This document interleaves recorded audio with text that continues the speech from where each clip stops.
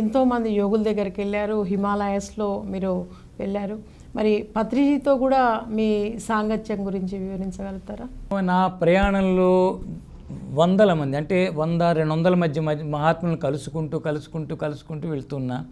ఈ మోడర్న్ టైంలో పత్రిజీ అనే పేరుతో చాలామందికి చెప్పాను. పత్రిజీ అనే పేరుతో ఒక శక్తి అవతరించింది.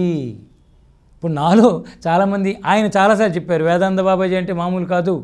ఒకళ్ళు చెప్పారు ఆయనకి, స్వామి రామ ఒకప్పుడు ఎలా ఉన్నాడో అతని స్థాయిలో ఉన్న యోగులు ఉన్నారు అంటే వేదానంద బాబాజీ మాత్రమే అని నందాకి చెప్పారు. ఒకసారి విజయనగరం వెళ్ళి వస్తూ ఆనందపురంలో ఆశ్రమానికి వచ్చి ఆయన చక్కగా మనం ఒక యోగమే చేస్తున్నామని ఆయన 2 యోగాలు బ్యాలెన్స్ చేసుకోవాలి. ఆయనకి ఇచ్చిన పాత్ర వేరు, మన మధ్యన తిరుగుతున్నారైనా అని కూడా చెప్పారు. అప్పుడు ఆ కారులో వెళ్ళి తర్వాత నంద ఫోన్ చేసి, సారీ ఇలాగ కామెంట్ చెప్పారు మీ గురించి అని.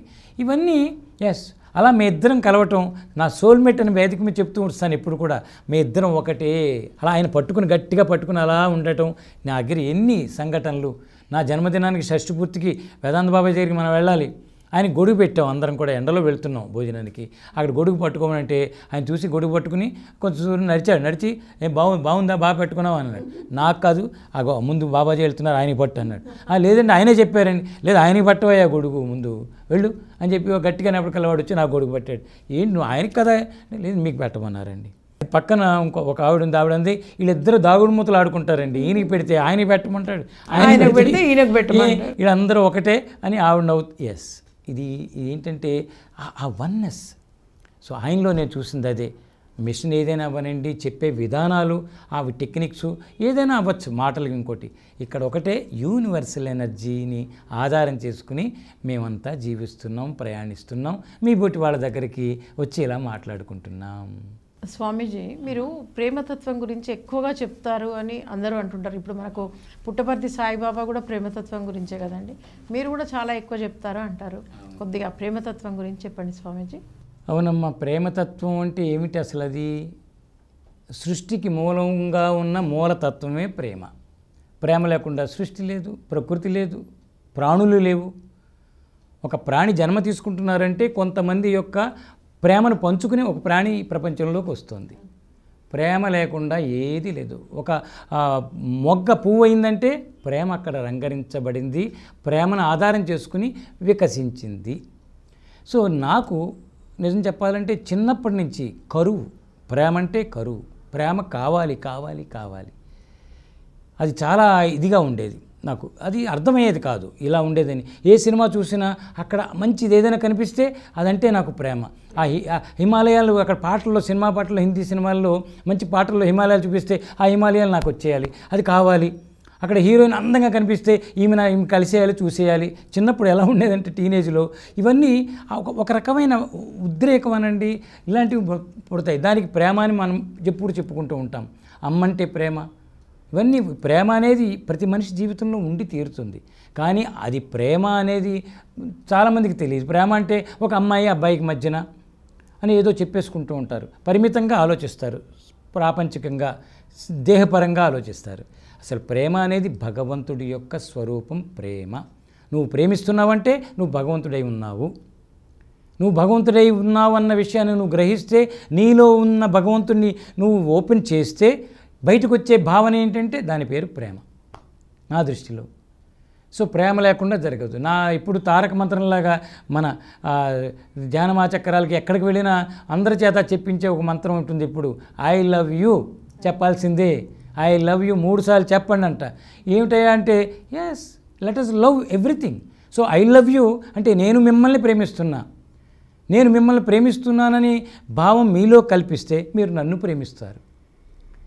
సో ఇవన్నీ next universe, I love universe. ఇవన్నీ మీకు ఎలా వచ్చాయండి? మీరు ఎలాగ ఈ ప్రేమతత్వాన్ని పంచుకుంటూ వెళ్తున్నారు అని ఎవరైనా అడిగితే, first of all I love మీ. నన్ను నేను ప్రేమించటం మొదలుపెట్టా. నాలో ఉన్న ప్రేమను నేను గుర్తించాను. ఆ ప్రేమరసం, ఆ భావన పొంగిపోతే ఏమవుతుంది? పక్కవారికి పంచాల్సిందే. సో ఆ రకంగా ప్రేమే నాకు జీవితం. ఈరోజు కూడా ఎక్కడికి వెళ్ళినా ప్రేమే భగవంతుడు అనేది అర్థమైంది. సూఫీ దాంట్లో కొంత నాకు ప్రవేశం ఉంది. వాళ్ళతో కలిశాను, ఆ ఔలియాలతో కొంతమందితోటి. వాళ్ళ స్లోగన్ లవ్ ఈజ్ గాడ్. మనం జనరల్గా గాడ్ ఈజ్ లవ్ అని రాసుకుంటూ ఉంటాం, కానీ వాళ్ళు చెప్పేది ఇది బాగా జీర్ణించుకున్న వాక్యం నాకు, ఇది మహావాక్యం అని చెప్పచ్చు. Love is God. ఎందుకంటే అప్పుడే నువ్వు భగవంతుడికి దగ్గరగా ఉండగలవు. ఎందుకంటే ప్రేమ నీలో ఉంది. ప్రేమను నువ్వు గుర్తించి ఆ ప్రేమను జీవించటం, ఫీల్ అవ్వటం మొదలు పెడితే భగవంతుడు అక్కడ ప్రత్యక్షమైపోతాడు. అయితే భగవంతుడి కోసం ఎక్కడికి వెళ్ళాలి? ఆ గుడికి వెళ్ళాలా, ఈ గుడికి వెళ్ళాలా? భగవంతుడు ప్రేమ కదా. సో అది దూరం అవుతుంది, దూరాన్ని చూపిస్తుంది అక్కడ. ఇక్కడేమో ప్రేమ అంటే నువ్వే, నీ ప్రేమను బయటికి నువ్వు ఒక ఆకును ప్రేమిస్తున్నావు, పువ్వును ప్రేమిస్తున్నావు, అమ్మని ప్రేమిస్తున్నావు, ఒకడేమో అమ్మాయిని ప్రేమిస్తున్నాడు, ఒక ఆమె ఏమో అబ్బాయిని ప్రేమిస్తుంది. ఇలాగ మనం ఎన్నిటినో ప్రేమిస్తున్నాం. తెల్లవారు లేచినప్పటి నుంచి సూర్యుని ప్రేమిస్తున్నాం. ఇవన్నీ చక్కగా జరిగిపోతున్నాయి. ఈ ప్రేమను ముందు గుర్తిస్తే అదే భగవంతుడు. Love is God. ఈ స్లోగన్ మనకి చాలా, ప్రేమే దైవం. ఈ తత్వంలో నేను నడుస్తూ వెళ్తున్నా కాబట్టి I love you all because I love మీ. అంటే ఎవరిలో అపారమైనటువంటి ప్రేమ ఉంటుందో వారు ఇతరులను ప్రేమించడానికి అవకాశం ఉందని తెలుసు. కరెక్ట్ తల్లి, అంతే. తర్వాత మనము ఈ నాగ సాధువులని, తర్వాత అవధూతలని, ఇట్లా ఎంతోమంది గురించి వింటుంటాం కదా. అయితే కొంతమంది హుక్కా పీలుస్తుంటారు, కొంతమందికి బట్టలు ఉండవు, కొంతమంది ఏదో విచిత్రమైన చర్యలు చేస్తుంటారు. అయితే కొంతమంది ఏమంటుంటారంటే వీళ్ళన్నీ ఎంతో వ్యసనాలకు లోనైనరు అంటున్నారు. అది వ్యసనాలకు లోను కావడమా, లేక మరి వాళ్ళ యొక్క చర్యలకు, అంటే మీ భావాల్లో నేను తెలుసుకోవాలి. నేను కూడా వాళ్ళ మధ్యనే తిరిగాను కనుక, వాళ్ళ అన్వేషణలో చాలామందిని చూస్తూ వచ్చాను కనుక, నాంపల్లి బాబా సిగరెట్ల మీద సిగరెట్లు అలా కాలుస్తూనే ఉంటారు. మేము ఆయన దగ్గరికి వెళ్ళాలంటే ఒక 10 సిగరెట్ ప్యాకెట్లు పట్టుకుని వెళ్ళాలి. ఆయనకి బిర్యానీ ఇష్టం. ఆ చార్మినార్ పక్కనే ఒక హోటల్లో బిర్యానీ తీసుకుని అక్కడికి పట్టుకెళ్తే ఇష్టంగా తింటారు. ఇలాగే తినటం, సిగరెట్లు కాల్చడం. కొంతమంది హిమాలయాల్లో అయితే గంజాయి చాలామందికి ఉంటుంది, నాగాబాబాలకి. ఇలాగా వాళ్ళు చేస్తూ ఉంటారు. అఘోరీలతో నాకు సాంగత్యం ఉంది, 2-3తోటి గడిపాను. కాశీలో కూడా, నాకు మన ఉత్తరాఖండ్లో మనం కలిసాం. సో వాళ్ళ లక్షణాలు చూస్తే వాళ్ళు కూడా తీసుకుంటున్నారు. నన్ను తెమ్మంటే ఎక్కడికో దూరం వెళ్ళి తెచ్చిన సందర్భాలు 2 సంఘటనలు ఉన్నాయి కూడా. చచ్చి చెడి మరి ముందే చెప్పచ్చు. ముందేమో ఒక బాటిల్ అంటే తెచ్చాను, కష్టపడి వెళ్ళి త్రివేణి ఘాట్ దాకా ఈ మన మునికి రేతి ఉంటుంది రిషికేశ్లో, అక్కడి నుంచి వెళ్ళి తెచ్చా. మళ్ళీ ఒక గంట పోయి ఇంకో బాటిల్ ఎక్కడ పరిగెడతాం చీకట్లో, రాత్రి దుకాణాలు మూసేశారు. మరి ఇంకా ఆయన చెప్పాక అవధూతలను ఆశ్రయించేప్పుడు పూర్ణంగా సిద్ధంగా ఉండబోతే మనం దొరికేది మిస్ అయిపోతుంది ఒకటి. నెక్స్ట్ ఒక్కోసారి నెగిటివ్ భావాలు వచ్చే ప్రమాదం ఉంది. అందుకని అక్కడ మనం అనేది పక్కన పెట్టాలి. ఈ వ్యసనాలని మనం అంటాం, ఇటు సామాజిక భావనలో కరెక్ట్, కానీ మనం వాళ్ళని సామాజికులుగా చూడకూడదు. సమాజంలో ఉంటారు, మన పక్కనే ఉంటారు, కానీ ఇది స్థితికి సంబంధించిన సాధన వస్తువులు అవి. బంబం బోలే అంటారు వాళ్ళు, తీసుకుంటూ తాగుతారు. ఒక్కళ్ళు తీసుకోరు. గంజాయి చేసుకుని 5-4 ఉంటేనే వాళ్ళు వెలిగిస్తారు, ఒక్కరెప్పుడు పీల్చరు. 5 రౌండ్ అలా తీసుకుంటారు, మళ్ళీ వెనక్కి వస్తుంది, అయిపోతుంది. సో ఆ తర్వాత ఏమిటంటే ఇక్కడికి వెళ్ళిపోతుంది వాళ్ళ దృష్టి, ఆ భావన. అది ఇవన్నీ రహస్యాలు బయటికి చెప్పరు, చూసే వాళ్ళకి అలాగా. అందుకని నేను ఆ సాంప్రదాయంలో నడిచాను కనుక బగళాముఖి సాధన నేను కామాఖ్యలో నేర్చుకుంటే అక్కడ ఫస్ట్ నువ్వు ఏమిటి అని అడిగాడు. నేను ఇదేంటి సాధువుని కాదు, నీ కులం ఏంటో చెప్పు అన్నాడు. కులం అయిపోయింది కదా, నాకు కావాలి నీకు ఆ కులాన్ని బట్టి నీ గుణాలు, నీ స్థితి చెప్పుకుంటాను నేను అన్నాడు. బ్రాహ్మణుడు అండి, పూర్వ ఆశ్రమంలో బ్రాహ్మణుని, తర్వాత ఇంక ఇటు వచ్చాక నాకు సాయి అందరూ అంటే ముందు అక్కడ ఆగు చెప్పు, నువ్వు బ్రాహ్మణుడువా, మాంసం తినలేదు కదా, నువ్వు తాగలేదు కదా అంటూ చెప్పాడు. లేదండి అవేమీ లేవు కాబట్టే కదా నా గురువు నన్ను సన్యాసం ఇచ్చారు అన్నాను. నువ్వు తాగుతానంటే చెప్పు, దీక్షిస్తా. మాంసం తింటానంటే చెప్పు, బగళాముఖి సాధనలో పెడతా. నీకు పెర్ఫెక్ట్గా ఆ దేవి యొక్క శక్తి నీకు అనుభవానికి వచ్చి ఆ శక్తి ధారణ కావాలి, ఒక రిజల్ట్ కావాలంటే కొన్ని క్రియలు తప్పవు నాయన. తర్వాత నువ్వు కంటిన్యూ అవుతావో లేదో తర్వాత ఒక పూజకి వెళ్తే ఆయన చెప్పాడు, పూజకి వెళ్తే పూలు అక్కర్లేదా, అక్షతలు అక్కర్లేదా, కుంకుమ అక్కర్లేదా, పసుపు అక్కర్లేదా, దీనికి ఇవి కావాలి, నువ్వు ఇవి తీసుకోగలను అంటేనే అన్నాడు.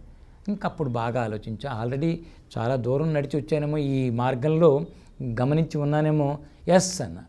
ఆ తర్వాత ఆయన చేయించినవి నాకు తెలుసు. ఒక 93 ఏళ్ళ ఆయన కామాఖ్య టెంపుల్కి పైన ఉంటుంది ఒక టెంపుల్, 93 ఎంత ఉంటుంది ఆయన వయసు. సో అక్కడ ఈ దేవి యొక్క స్వరూపం వేరుగా ఉంటుంది అక్కడ. అదే అక్కడికి ఆ స్వామీజీ దగ్గరికి వెళితే నడుము వంగిపోయింది ఆయనకి. అక్కడ వస్తాడు పొద్దున్న 11ంటికి, రాత్రి 12ంటికి వెళ్తాడు. ఆయన 3-4 బాటిల్స్ అలా ఉన్నట్టు తాగుతూ ఉంటాడు. అందులో పోయటం, ఆవిడకి నైవేద్యం చూపించటం, దానికి ఏదో మంత్రాలు చదవటం, మళ్ళీ అక్కడ కలిపి ఆయన చేసిన క్రియ చూస్తే అక్కడ కూర్చుని ఆ మధ్యాహ్నం 12ంటికి వెళ్ళాను, సాయంత్రం 6 దాకా ఆయన దగ్గర కూర్చున్నాం.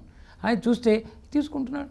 ఒక మామూలు మనిషి డైరెక్ట్గా సైంటిఫిక్గా ఆలోచిస్తే 4 బాటిల్స్ ఎలా తాగుతారు? దానికి ఒక ప్రభావం ఉంది, అది తట్టుకోవాలి. అందులో అంత ఏజ్డ్ బాడీ, అసలు అక్కడ ఏమీ స్టఫ్ లేదు ఆయనలో, సన్నబగా ఉన్నారు, వంగిపోయారు, తీసుకుంటున్నాడు. అక్కడ పక్కన కోడిగుడ్లు, ఏదో మాంసం, అన్నం, బిర్యానీ అన్నీ కలిపేసి ముద్ద తింటున్నాడు, మంత్రాలు చదువుతున్నాడు, ఆవాహనం చేస్తున్నాడు. తర్వాత నెక్స్ట్ డే నేను అడిగితే ఆ దశమహావిద్యలు అన్నిటిని దేవతల్ని పిలుచుకుంటే ఆ దేవతలు తాగుతాయట, ఆయన తాగు.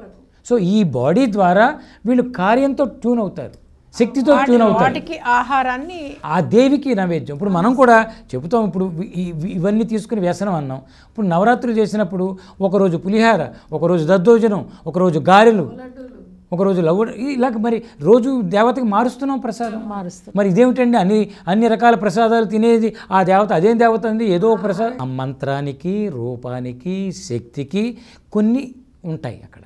ఈ నియమాలు ఫాలో అయితే ఆ శక్తి మనకి స్పందిస్తుంది, అనుగ్రహాన్ని ఇస్తుంది. సో ఆ సాధన అలాంటిది. మనకు నచ్చకపోవచ్చు, మనకి నెగిటివ్ అనిపించవచ్చు, మనం ఎవరు జడ్జి చేయడానికి? నో జడ్జిమెంట్, ఎవరిని జడ్జి చేయకూడదు ఇక్కడ. కాబట్టి వ్యసనాలుగా కనిపించిన వాళ్ళెవరు, వాళ్ళ బాడీ, వాళ్ళ కర్మ, వాళ్ళ ప్రారంభం, వాళ్ళ గురువు, వాళ్ళ దేవత. మనకెందుకు, అందులో మనం దూరేమా అంటించుకుంటాం. అంటే దీన్ని బట్టి అర్థమైంది స్వామి, మనం ఓపెన్గా ఉండి అవతల నుండి ఏమొస్తుందో దాన్ని ఆస్వాదించాలి, దాన్ని ఫాలో అవ్వాలి. ఇప్పుడు ఒకరి సత్యం ఇంకొకరి సత్యం ఎప్పుడు కాదు. ఏ ఇద్దరి సత్యం ఒకటిగా ఉండదు.